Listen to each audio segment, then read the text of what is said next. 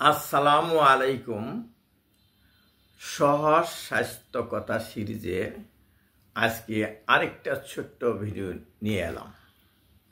আমি ডাক্তার সাদিকুল ইসলাম তালুকদার। স্বাগতম সহজ স্বাস্থ্য কথা সিরিজে। আজকের আলোচনার বিষয় হচ্ছে রাতে পর্যাপ্ত সময় না ঘুমালে আমাদের শরীর ও স্বাস্থ্যের কি কি সমস্যা হয়।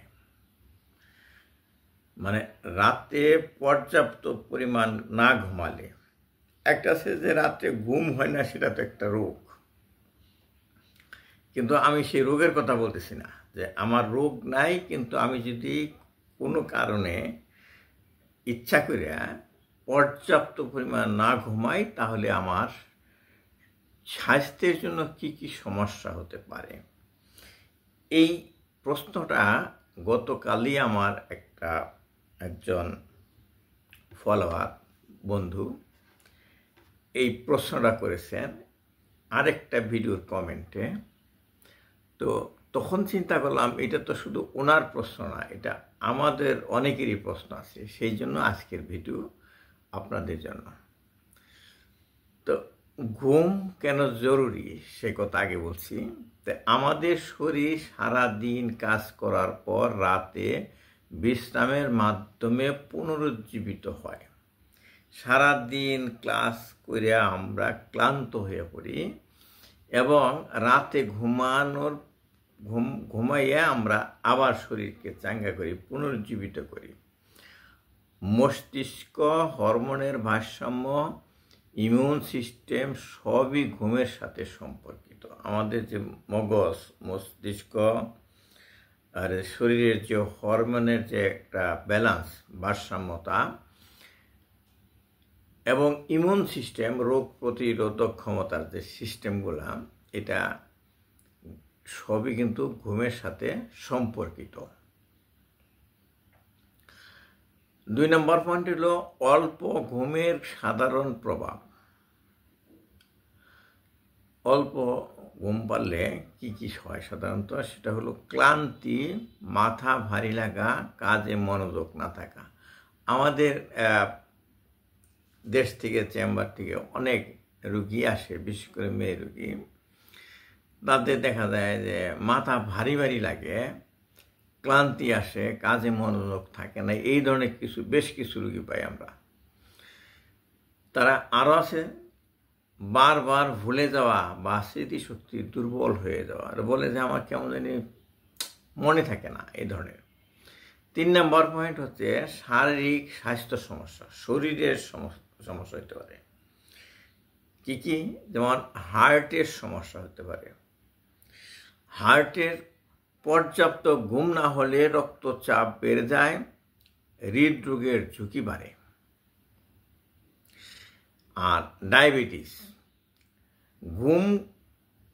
কম ঘুম ইনসুলিন রেজিস্ট্যান্স বাড়ায়। ঘুম যদি কম করি আমরা, তাহলে ইনসুলিনের রেজিস্ট্যান্স বাড়ায়, ডায়াবেটিসের মাত্রা বেড়ে যায়। আরেকটা আছে স্থূলতা বা মুটিয়ে যাওয়া, মোটা হয়ে যাওয়া। ঘুমের অভাবে ক্ষুধা নিয়ন্ত্রণকারী হরমোনের পরিবর্তন আসে, এজন্য অতিরিক্ত খাওয়া হয়। ঘুম আসতেছে না, খালি বারবার রান্না করে যাচ্ছে, এটা সেটা বের করে খাচ্ছে। তো এটাও একটা সমস্যা, স্থূলতা হওয়ার সমস্যা। আর ইমিউন সিস্টেম দুর্বল হয়, মানে সহজে ঠান্ডা, জ্বর, তারপরে ইনফেকশন, এগুলো সহজেই হয়। 4 নম্বর পয়েন্ট হচ্ছে মানসিক স্বাস্থ্য সমস্যা। সহজেই রাগ হওয়া, টেনশন ভরা। যারা এরকম রাত্রে ঘুম কম পারে, দেখা যায় যে বাবা মার সাথে, ভাই বোনের সাথে চট করেই রাগ করতেছে এবং সবসময় একটু টেনশনে থাকে। ডিপ্রেশন বা উদ্বেগের প্রবণতা বেড়ে যায়। আবার কিছু কিছু লোক আছে, তাদের ডিপ্রেশন বা মনমরা রোগে ধরে। আরেকটা হলো সিদ্ধান্ত নেওয়ার ক্ষমতা কমে যায়। অফিসে কাজে বিভিন্ন রকম সিদ্ধান্ত নিতে হয়, বা সাংসারিক কাজেও গুরুত্বপূর্ণ সিদ্ধান্ত নিতে হয়। যারা ঘুম কম পারে রাতে, পর্যাপ্ত ঘুম পারে না তাদের এই সিদ্ধান্তহীনতায় ভোগে। 5 নম্বর পয়েন্ট হলো দীর্ঘমেয়াদী ক্ষতি। দীর্ঘদিন ঘুম কম হলে আলঝেইমার সহ স্নায়বিক রোগের ঝুঁকি বাড়তে পারে। দীর্ঘদিন যারা এরকম ঘুম না পারে তাদের স্নায়বিক রোগ হতে পারে, যেমন আলঝেইমার্স ডিজিজ। আর আয়ু কমে যেতে পারে, বলা হচ্ছে যে আয়ু কমে যেতে পারে। তার মানে এদের মধ্যে গবেষণা করে দেখা গেছে যে যারা এরকম ঘুম কম পারে তাদের আয়ু কম এইভাবে মানে এই জন্য বলা হচ্ছে হতে পারে। তাহলে ভালো ঘুমের টিপস কি কি? প্রতিদিন একই সময়ে ঘুমানো ও ওঠা। প্রতিদিন একই সময়ে।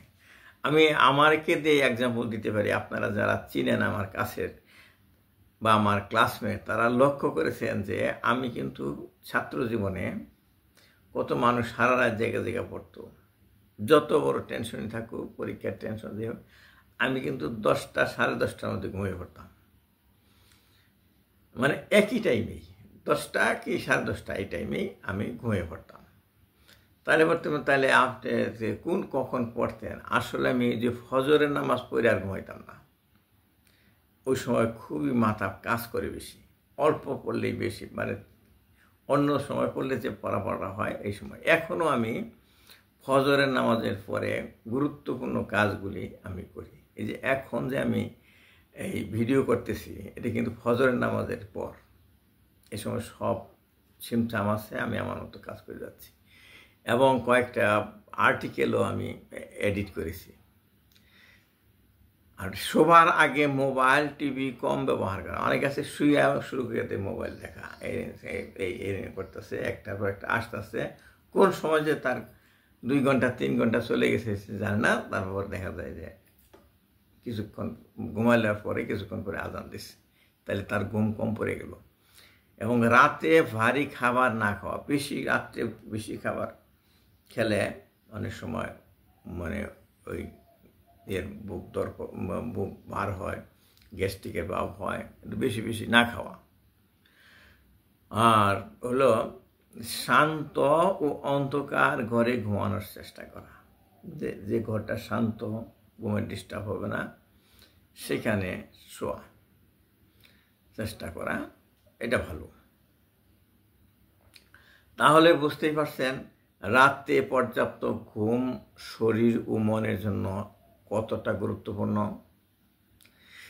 প্রতিদিন 7 থেকে 8 ঘন্টা ঘুমানোর অভ্যাস করুন।